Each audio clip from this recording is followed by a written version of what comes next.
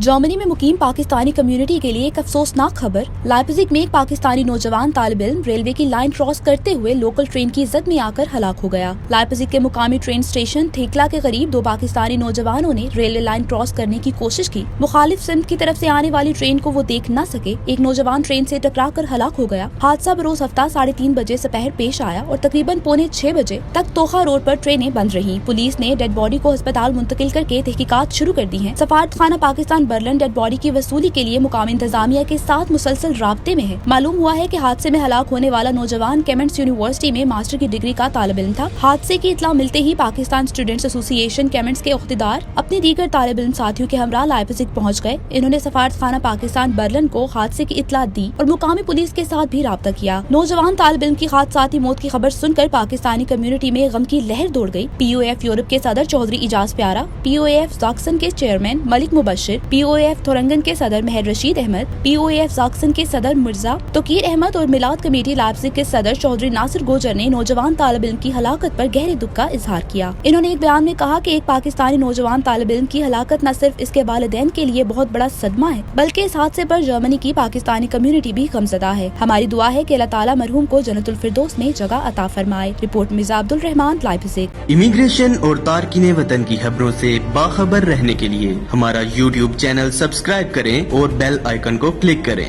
खूबसूरत इस्लामाबाद की खूबसूरत तरीन बहरिया एनक्लेव में 3, 4 और 5 कमरों के luxury apartments. The Centrium, iconic living.